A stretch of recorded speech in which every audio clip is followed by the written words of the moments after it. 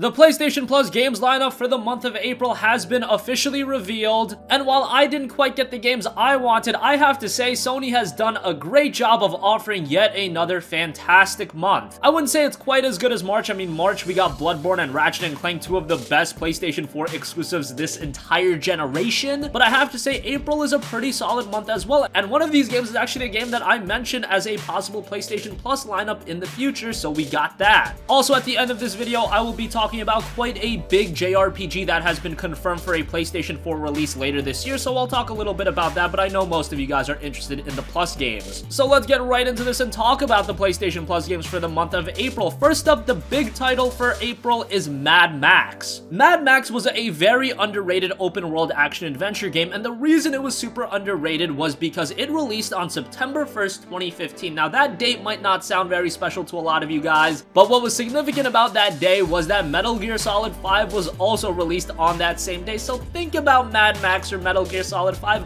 What game do you think got the majority of the attention? Yes, it was Metal Gear Solid 5. By the way, MGS5 was also a PlayStation Plus game in the past, so kinda cool that Mad Max is as well now. Now, while I wouldn't say Mad Max is as good of a game as Metal Gear Solid 5, it's a pretty solid open world adventure in its own right. Now, it is set in a desert, so that open world is quite barren, but the combat in the game is very solid, reminds you something of, say, Batman Arkham. It's very satisfying, very fluid, and best of all, Mad Max is one of the best running games on the PlayStation 4. The game looks beautiful, it runs great, super smooth frame rate, and I'm sure this is a game that a lot of you guys missed out on, especially because, yes, it is an older title, and again, it released the same day as Metal Gear Solid 5, a game that went under so many gamers' radar, and I'm not gonna say that this is a great 9 out of 10 game, but a very nice addition to our PlayStation Plus library. Definitely give Mad Max a look. The story is a little bit unsatisfying by the end, but I would say it's still kind of engaging. And again, overall, the gameplay is solid. It's got a decent amount of content to it, and visually and technically speaking, it is a wonderful game, even by 2018 standards when you consider this game is about 2.5 years old. So Mad Max was the major game. What other game do you have to look forward to? Well, you also got TrackMania Turbo, which don't sleep on TrackMania Turbo. It's actually a pretty decent game. TrackMania has been one of the long-running racing game franchises. It's published by Ubisoft, and this is the first TrackMania console game since 2009. Now, this game was actually available as a Games with Gold title for Xbox users back in November, so kind of cool that Plus subscribers are also getting their hands on the game. And the game itself is very similar to past TrackMania games. You can race on over 200 different tracks across 4 different locations, and the game is a very fast-paced arcade racer.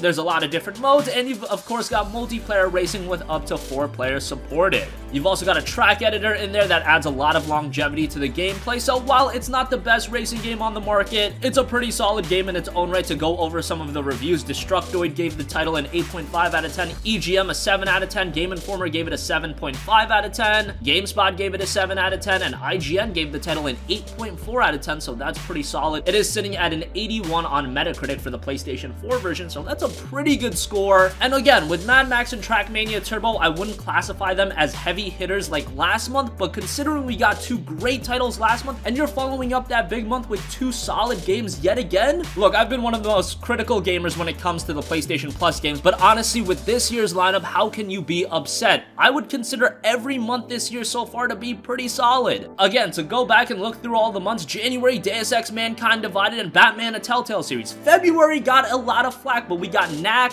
Rhyme, as well as Grand Kingdom, a solid JRPG. March, of course, I don't even have to talk about that. Bloodborne and Ratchet & Clank speak for themselves. And now April, you got Mad Max and TrackMania Turbo. You're paying like $50 a year for PlayStation Plus. If you're crafty about it, you could have gotten a year for around $40. So to get all of these games, 2018 has brought with it a solid lineup of games for Plus titles. Again, I mentioned in previous videos, but I do really think Sony and Sega did miss the boat by not offering Yakuza Kiwami or Yakuza 0 as a Plus title. I guess they just couldn't come to an agreement, but I thought that would have been promotional genius when you are looking at coming up on the release of Yakuza 6, and that comes 3 days before the release of God of War, so you need to do as much as you can to get gamers hyped up about that, but I'm not gonna go on a tangent about that. April's a solid month. You're getting Mad Max, you're getting TrackMania Turbo. By the way, you also got a couple of other games. You got In Space We Brawl for the PlayStation 3, Toy Home for the PlayStation 3, 99 Vitas for the PS Vita, and we do have Q*bert Rebooted, which is a PS3, PS4, and PS Vita cross-buy title. So all of that in April. Again, not as good as March, but a very solid month nonetheless. So that's all the PlayStation Plus stuff we gotta talk about, but I also want to talk talk about Dragon Quest XI Echoes of an Elusive Age that has been confirmed for PlayStation 4 and it's coming on September 4th, 2018. Dragon Quest is one of the most iconic JRPG franchises ever, and DQ11 already released in Japan, but now us in North America can get our hands on the game, and it looks to be a relatively big budget Dragon Quest game. The news was announced on Twitter, and visually the game looks solid, and Dragon Quest is one of those franchises that so many of us have a heavy heart for, so it'll be great to see this franchise make a comeback. It'll be releasing on PlayStation 4 and officially announced a PC version will also be coming on September 4th, so great to see that.